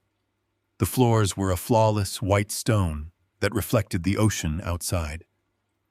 The furniture was minimalist, but constructed from the finest materials. This was the physical manifestation of 40 years of grueling labor and intelligent corporate investments. It was a sanctuary I had intentionally hidden from Vanessa. I had wanted her to value the strength of character over the comfort of unearned luxury. She had failed that test completely and irreversibly. I carried my suitcase to the master bedroom and left it on the large bed. I walked through the expansive living room and pushed open the heavy glass doors leading to the private terrace. The balcony wrapped around the entire corner of the penthouse, offering an unobstructed panoramic view of the endless ocean. The warm tropical wind hit my face, carrying the sharp, clean scent of salt water. I stood at the glass railing for a long time, simply listening to the rhythmic crashing of the waves far below. The world was vast and quiet and beautiful. I turned around and sat down on a deeply cushioned lounge chair, resting my feet on the low, modern table. I reached into the interior pocket of my tailored linen jacket and retrieved my mobile phone. It had remained completely powered off since I boarded the flight that morning. I pressed the small button on the side of the device and waited for the dark screen to illuminate. The corporate logo appeared, followed by the standard home screen. It took only a few seconds for the internal antenna to locate the local network and establish a connection. The moment the signal locked in, the device transformed into a violent mechanical object in my hand. The phone began to vibrate with a relentless, frantic energy. The notification chimes overlapped and canceled each other out, creating a continuous buzzing sound that echoed loudly against the glass table. The small digital screen was immediately flooded with an avalanche of panic. I held the vibrating device and looked at the lock screen. The raw data of the catastrophe was clearly displayed in bright numbers. There were exactly 80 missed calls from Vanessa. There were exactly 30 missed calls from Brandon. There were dozens upon dozens of text messages from unknown numbers, which were likely bridesmaids and groomsmen, trying desperately to locate the missing father of the bride. The sheer staggering volume of the communication was a perfect testament to the absolute destruction of their meticulously planned day. I did not feel a sudden surge of pity. I did not feel an urgent paternal instinct to answer the phone and offer them comfort. I felt completely detached from their self-inflicted misery. I unlocked the screen and opened the message application. I wanted to read the chronological collapse of the fraudulent kingdom they had tried to build on my back. The earliest messages from Vanessa were sent 3 hours ago. They began precisely around the time the catering director would have demanded the final payment for the reception. She had written in furious, fragmented sentences filled with spelling errors. She demanded to know my exact location. She told me her premium platinum card was declining, and she needed me to call the bank immediately to authorize the massive transaction. She told me the hotel management was threatening to halt the entire food service for her 300 guests. Her tone in these early messages was arrogant and aggressively entitled. She was still operating under the arrogant delusion that I was her obedient, silent servant, waiting in the shadows to fix her careless mistakes. She ordered me to transfer funds and fix the problem before her wealthy new friends noticed anything was wrong. 45 minutes later, the tone of her messages shifted dramatically. The blind arrogance was entirely replaced by genuine mounting confusion. She wrote that Brandon was standing in the bridal suite sweating and unable to access his offshore holding accounts. She wrote that the federal government had apparently frozen all of his corporate assets overnight due to anonymous tax fraud tips. She demanded that I answer the phone and explain what was happening. She wrote that the venue manager had just entered the room and informed them that the quitclaim deed provided as collateral was a complete forgery. She demanded that I wire cash directly to the venue manager because they were being formally evicted from the bridal suite. Her words were frantic and desperate. The harsh reality of her chosen path was finally breaking through her thick wall of ignorance. An hour after that, the messages became a detailed chronicle of pure, unadulterated public humiliation. She wrote that the venue manager had officially locked the heavy wooden doors of the grand ballroom. She wrote that the expensive wedding planner was actively dismantling the massive custom floral arrangements she had spent 6 months designing. She described the catering staff throwing away the premium imported food because there was absolutely no money to cover the invoice. The perfect high society wedding was being aggressively erased right in front of her eyes. She wrote that the first large wave of guests had begun to arrive in the hotel lobby, dressed in their formal evening wear. She described watching the hotel security guards turning away the wealthy friends and arrogant colleagues she had been so desperate to impress. She wrote that people were whispering and staring at her as she stood in the main lobby with nowhere to hide. She was experiencing the exact type of public humiliation she had actively tried to inflict on me when she handed me that list of rules. The final messages were sent less than 20 minutes ago. They were no longer angry or demanding. They were the words of someone who had been utterly broken by the truth. She had finally returned to the empty house and found the white envelope I left on the kitchen table. She had finally read the true appraisal of Brandon and his massive inherited debts. She had read the graphic, violent threats from the illegal loan sharks. She wrote that Brandon had run away. She wrote that he had abandoned her in the hotel lobby the exact moment he realized my house was safely locked in an untouchable trust. She wrote that she finally understood the trap she had blindly walked into. She wrote that the luxury life she thought she had secured was a complete mirage. She asked me how I could do this to my own flesh and blood. She asked me how I could let her completely destroy her own life and her own reputation. I read her final desperate question while looking out at the endless blue horizon. The ocean below was calm and completely indifferent to human suffering. I did not type a reply. There was absolutely nothing left to say. I had not destroyed her life. I had simply stopped paying for the fraudulent illusion she chose to live in. She had demanded a life built entirely on status and fake wealth and cruel deception. She had chosen to marry a broken fraudster who viewed her merely as a convenient financial shield against violent men. I had given her exactly what she asked for on that typed list of conditions.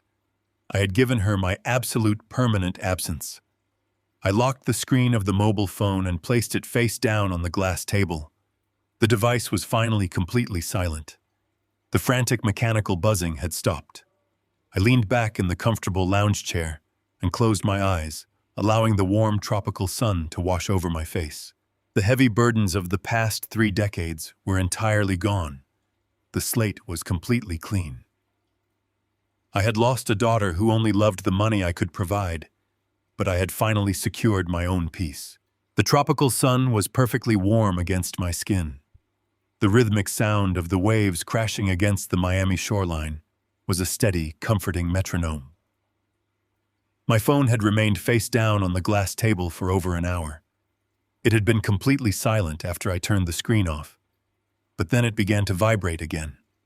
The harsh mechanical buzzing broke through the ambient noise of the ocean. It vibrated once. It vibrated twice. It was the 81st call. She was relentless in her panic. She was relentless in her desperation. I reached across the table and picked up the device. I looked at the caller identification. It simply said, Vanessa. I did not feel a sudden surge of adrenaline. I did not feel a tightening in my chest. I felt an absolute hollow calm. I swiped the green icon across the glass screen and lifted the phone to my ear. I did not say hello. I simply listened to the chaos pouring through the digital connection. A harsh, gasping sob immediately filled the speaker. It was a sound stripped of all pretense and all dignity. It was the sound of a woman who had watched her entire carefully constructed universe turn to ash in a matter of seconds. Her voice was shrill and broken. She was breathing so heavily I could barely understand her first few sentences. She sounded like she was running. She sounded like she was hiding. In the background, I could hear the distinct, echoing acoustics of a large marble lobby. I could hear the faint, indistinct voices of hotel security directing people toward the exits. The grand illusion was officially over, and the cleanup had begun. "Dad, please, you have to listen to me," she gasped. Her voice was completely stripped of the arrogant command she had used just yesterday. Her voice was a desperate, childish plea. "You have to help me, Dad. You have to send the money right now." Brandon lied to me. He lied about everything. He is not rich, Dad. He is broke. His family has nothing. They are in bankruptcy. The IRS froze all his accounts this morning, and the hotel just threw me out of the bridal suite. They locked the ballroom doors, Dad. My friends are downstairs and the security guards are turning them away. Everyone is laughing at me. Everyone is staring at me. You have to fix this. I remained completely silent. I let her words hang in the air between Miami and the northern city I had left behind. I listened to her hyperventilating. She was waiting for the familiar response. She was waiting for the father who had always swooped in to repair her mistakes. She was waiting for the soft words of comfort and the immediate transfer of funds. I gave her nothing but silence. "Dad, are you there?" She sobbed, her voice rising in pitch. "Did you hear me? Brandon set me up. He used me. The private lenders are looking for him. They threatened to hurt him. He tried to use the quitclaim deed to pay them off, but the venue manager said the signature was fake. He said the property was locked in a trust. Brandon ran away, Dad. He just left me standing in the hallway in my dress. He abandoned me. You have to call the bank. You have to wire $200,000 to the venue right now. We can still save the reception. We can still tell everyone it was a banking error. Please, Dad. I will do anything. I am sorry for how I treated you. I am sorry about the rules. Just please save me." She continued to beg. She listed every apology she thought I wanted to hear. She promised to be a better daughter. She promised to respect me. She promised to cancel the conditions. But the apologies were entirely hollow. They were not born of genuine remorse. They were born of absolute terror. She was not sorry for her actions. She was only sorry that her actions had consequences. She was not mourning the loss of our relationship. She was mourning the loss of her social status. If Brandon had truly been a millionaire, she would have gladly never spoken to me again. She would have gladly left me in the shadows. I knew this with absolute certainty. The truth was an armor that protected me from her tears. I listened to her cry for another full minute. I listened to the desperate, frantic breaths of a woman who had built her house on quicksand. I let the silence stretch until her sobbing began to slow down into a panicked, waiting pause. I took a slow breath of the clean ocean air. I spoke my first words into the receiver. My voice was completely flat. My voice carried no anger and no sorrow and no pity. "Vanessa," I said. I heard her let out a sharp gasp of relief just hearing my voice. "Yes, Dad." "I am here," she said quickly. "I am here. Just tell me you will call the bank. Just tell me you will fix this." I looked out at the endless horizon. "Do you remember the country club, Vanessa?" I asked calmly. "Do you remember the lunch we had yesterday afternoon? Do you remember the heavy cream-colored paper you slid across the table?" There was a brief, hesitant silence on the line. "Yes," she whispered. "I am sorry about the list, Dad. I am so sorry. I was just stressed. I was just trying to make everything perfect." I did not let her continue her fabricated excuses. I spoke over her with an icy, measured cadence. "You gave me 30 specific conditions, Vanessa. You gave me a manual on how to remain invisible. You dictated exactly how I was supposed to behave so that I would not ruin your perfect aristocratic illusion. I read every single rule. I memorized them. I want to draw your attention to a very specific directive you wrote for me." "Dad, please do not do this right now," she begged. "People are taking pictures of me in the lobby." I ignored her pleading completely. "I want you to remember rule number 14, I continued. The words flowed effortlessly from my memory. Rule number 14 stated that I was strictly forbidden from discussing my career. It stated that I was forbidden from discussing my background. It stated verbatim that I must not embarrass you with my financial inadequacy. You were very clear, Vanessa. You were deeply ashamed of the man who scrubbed floors and drove trucks to put food on your table.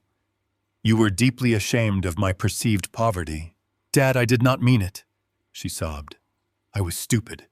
Please, I am simply honoring your wishes, Vanessa. I said, my voice dropping to a near whisper. I am honoring rule number 14. I refuse to embarrass you with my financial inadequacy. Therefore, I cannot possibly wire you $200,000. A broke dispatcher does not have those kinds of funds. A broke dispatcher cannot save a ruined society wedding. You chose to marry a fraud. You chose to value status over loyalty. You chose the illusion. Now you must live inside it. No, she screamed. Her voice tore through the speaker with raw, guttural terror. No, Dad, please. You cannot abandon me. You are my father. You have the money. I read the letter. I know about the trust. You have to help me. You abandoned me, Vanessa, I replied smoothly. You abandoned Alice and everything we sacrificed. You are not a victim. You are a volunteer. I have nothing left to give you. Do not call this number again. Dad, wait, please, I am begging you. Do not hang up. Do not. I pulled the phone away from my ear. I could still hear her tiny voice screaming from the small speaker. I pressed the red icon on the screen. The connection was instantly terminated. The screaming vanished. The silence returned to the balcony. It was a profound and beautiful silence. I stood up from the lounge chair. A tall crystal glass filled with ice water rested on the patio table. Condensation dripped down the sides of the glass, pooling on the metal surface. I held the mobile device in my right hand. It was the last remaining tether to a life I no longer recognized. It was the final bridge to a daughter who had traded her soul for a fake diamond. I held the phone directly over the glass. I opened my fingers. The device dropped straight down. It plunged into the ice water with a soft splash. The screen flickered violently for a fraction of a second. The internal components short-circuited. The light died completely, leaving a dark, lifeless rectangle submerged among the ice cubes. I turned my back on the table. I walked to the edge of the balcony and rested my hands on the glass railing. The tropical sun was blinding and warm. The ocean breeze washed over me. I took a deep breath, filling my lungs with the salt air. The past was effectively drowned. The future was wide open. I was finally absolutely free. The morning sun baked the white stone of my Miami balcony. I sat in the shade of a wide canvas umbrella, listening to the steady rhythm of the ocean waves. The air was thick with the scent of salt and blooming jasmine. I held a brand new mobile device in my hand. It was a secure line. The number was known only to my legal counsel and my financial executors. The screen illuminated with an incoming call. The name Harvey Pierce appeared in simple black letters. I answered the call and placed the phone against my ear. I did not ask for a summary. I simply waited for Harvey to deliver the final act of the tragedy Vanessa had written for herself. Harvey spoke with his usual clinical precision. His voice was entirely devoid of emotion. He delivered the facts as if he were reading a corporate quarterly report. He told me that the situation at the downtown hotel had rapidly escalated from a humiliating eviction into a dangerous criminal encounter. The men Brandon owed money to did not wait for the weekend to conclude. They had grown impatient and suspicious when his phone went dark. They arrived at the hotel lobby exactly 45 minutes after the venue manager canceled the wedding reception. They were not dressed in formal attire. They were violent men seeking immediate restitution. Harvey explained how Brandon reacted when he saw them enter through the revolving glass doors. Brandon was standing on the mezzanine level, looking down at the lobby. He saw the debt collectors approaching the front desk. He did not run to the bridal suite to protect his bride. He did not try to negotiate or defend the woman he was supposed to marry. He turned around and sprinted down the service corridor. He took the freight elevator to the basement loading dock and fled into the city streets. He abandoned Vanessa entirely. He left her isolated in a ruined dress to face the consequences of his massive financial crimes. The debt collectors eventually found their way to the top floor. They bypassed hotel security and confronted Vanessa in the hallway outside the locked bridal suite. Harvey told me the hotel staff witnessed the entire exchange. The men demanded the $200,000 Brandon had promised them. They demanded the deed to my house. Vanessa had to stand there and explain that the deed was a forgery. She had to explain that her new husband was a bankrupt fraud. She had to beg for her safety while surrounded by the discarded floral arrangements of her fake high-society wedding. The men quickly realized she was completely broke and legally useless to them. They left her trembling in the hallway, but the sheer terror of the encounter had completely shattered her. The destruction of her personal life was only the beginning of the avalanche. Harvey continued his report, moving to the civil and legal fallout. Howard and Patricia had been waiting in the hotel lounge, pretending to be wealthy aristocrats holding court. When they heard the shouting and realized the credit cards were declining, they knew the federal net was closing around them. They did not rush upstairs to comfort Vanessa. They did not try to pay the venue manager. They walked out the side exit and drove straight to the state border. They abandoned their son and their daughter-in-law without a single word. They fled to avoid the federal tax investigators waiting for them at their foreclosed country estate. Vanessa was the only person left standing in the wreckage. She was the only remaining target for the anger of the vendors. Harvey informed me that the catering company, the luxury floral designers, and the hotel management group were already filing massive civil lawsuits against her. When Vanessa signed the vendor contracts, she used Brandon fraudulent accounts as guarantors. However, she had signed her own name as the primary client. She was legally bound to the agreements. She was now personally responsible for hundreds of thousands of dollars in unpaid bills. The vendors were accusing her of deliberate financial fraud. She had no money to hire a defense attorney. She had no assets to liquidate. She had no family left to manipulate. I listened to the steady stream of disastrous information.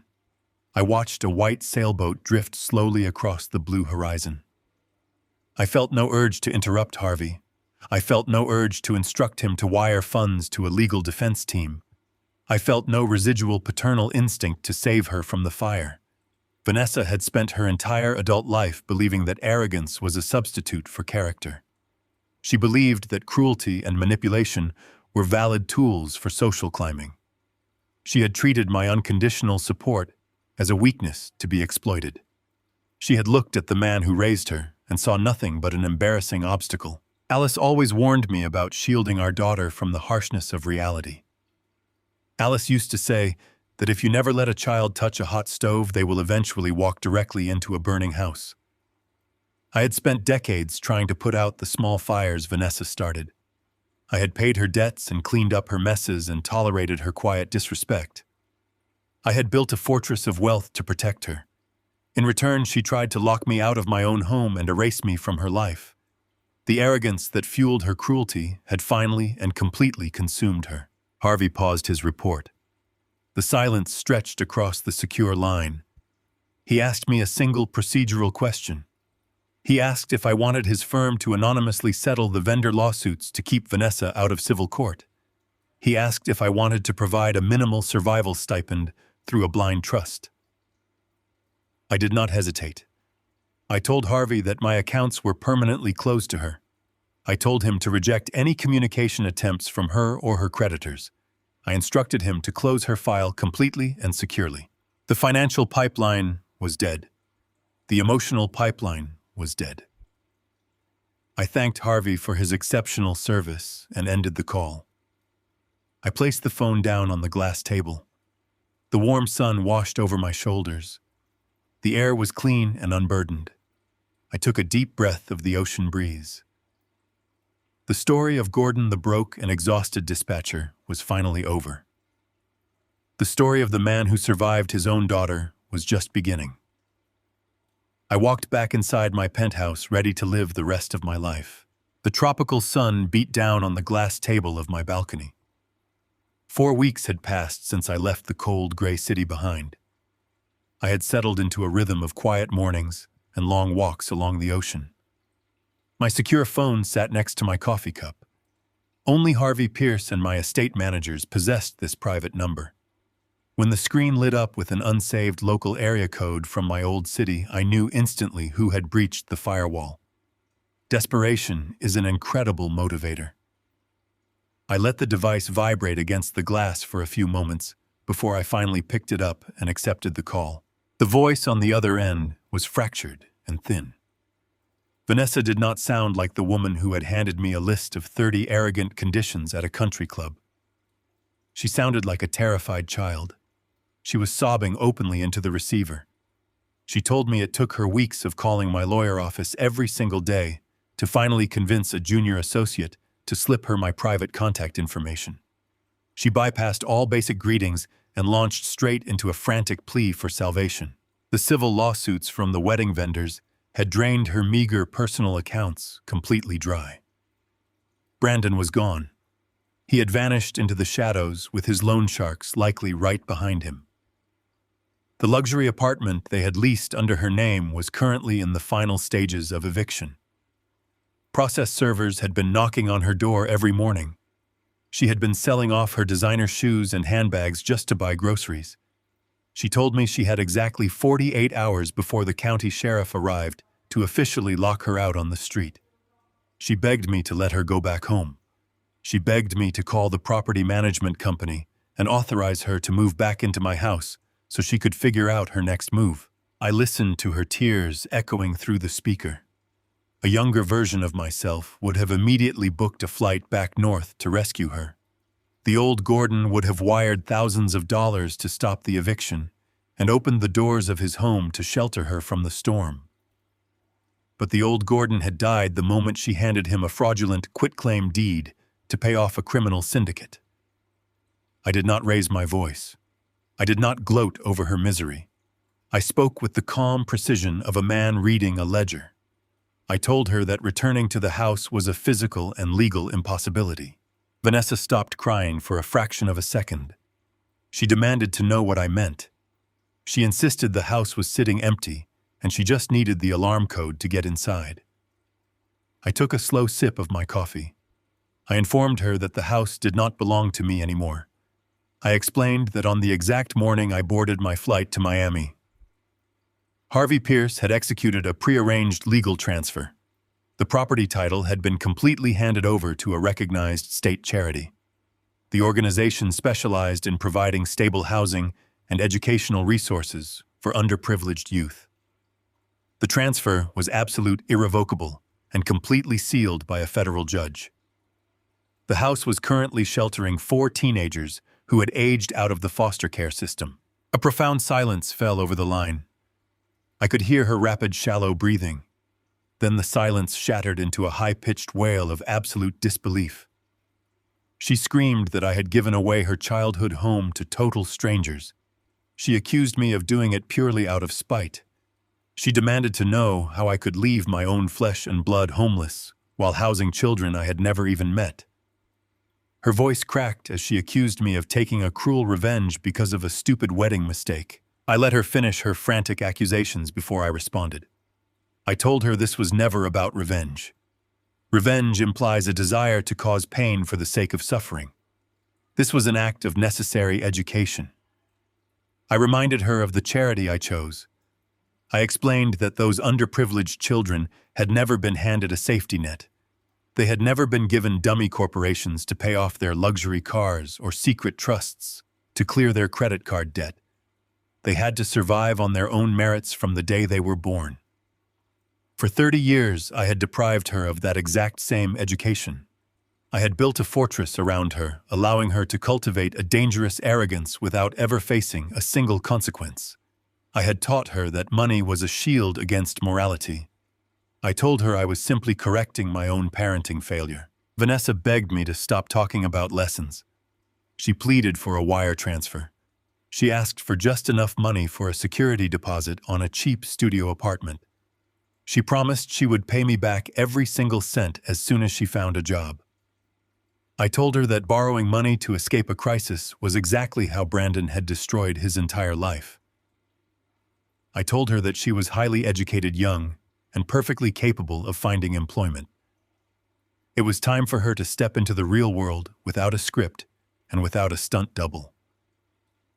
Millions of people build successful lives from absolute zero every single day. Now it was her turn to join them. She started to scream my name. She yelled that I was a monster. I told her I loved her, but that true love sometimes requires stepping back and letting the fire burn. I wished her the best of luck in her new chapter. I pulled the phone away from my ear and ended the call before she could hurl another insult. I opened the security settings on my phone and permanently blocked the number. I set the device back down on the glass table. The ocean breeze blew across the balcony, carrying away the last remnants of my old life.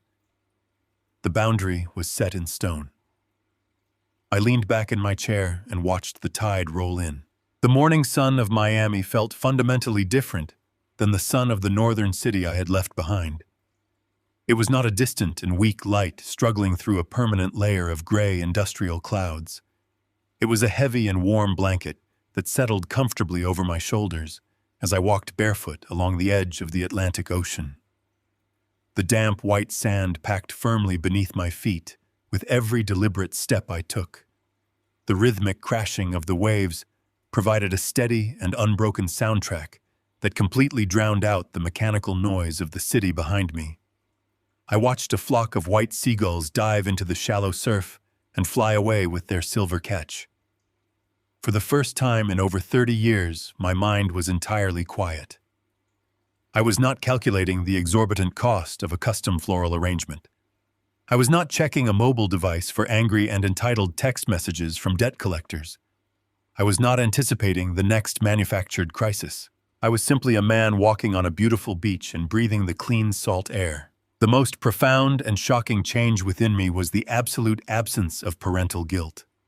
That specific breed of guilt had been a physical weight sitting heavily on my chest since the very day Vanessa was born. It was the constant whispering fear that I was not working hard enough, or providing enough, or shielding her adequately from the harshness of the world. That deep parental fear had driven me to work exhausting double shifts at the dispatch center during the freezing winter months. It had driven my late wife Alice to mend her own clothing so we could afford expensive private tutors for our daughter. We had genuinely believed that total financial and emotional sacrifice was the ultimate and necessary expression of parental love. We had been terribly and tragically wrong. Standing here now and watching the morning tide pull the loose sand back into the deep ocean, I realized that my lifelong guilt had been completely misplaced. I had not failed Vanessa by severing her financial lifelines. I had failed her by taking so many years to finally do it. I thought deeply about Alice as the warm water washed over my ankles. I pictured her tired but genuinely happy smile after a long, grueling day of reviewing handwritten inventory manifests for our very first logistics company. We had built our empire quietly and methodically. We reinvested every single dollar we earned and chose to live in our modest suburban home while our corporate bank accounts multiplied in the hidden shadows of the financial world. We had explicitly agreed to keep our massive wealth a strict secret. We wanted our daughter to learn the true value of a dollar earned through honest sweat and relentless perseverance. But Alice passed away long before she could witness the disastrous final result of our social experiment. I was left entirely alone to manage a staggering fortune and a daughter who was becoming increasingly obsessed with the superficial and hollow trappings of high society. I had faltered terribly in my deep grief. I had used our hidden wealth to silently pave her path. I paid off her massive debts from the shadows and ensured she never once felt the painful sting of failure. I had unknowingly and efficiently funded her complete transformation into a woman her own mother would have deeply despised. The ultimate betrayal at the hotel venue had been the painful but necessary fire required to burn away all of my lingering illusions. When she handed me that forged quitclaim deed at my kitchen table, she truly believed she was outsmarting a senile and useless old man. When she demanded I remain completely invisible to her sophisticated new friends, She believed she was securing her rightful place in an aristocratic world that did not actually exist. She and Brandon had looked at the man who sacrificed everything for her and seen nothing but a disposable and convenient resource. They had looked at me and seen a bank account waiting patiently to be drained. Surviving that profound betrayal was the absolute most difficult emotional challenge I had ever faced. It required me to look clearly at my own flesh and blood and finally accept that the innocent child I raised was permanently gone.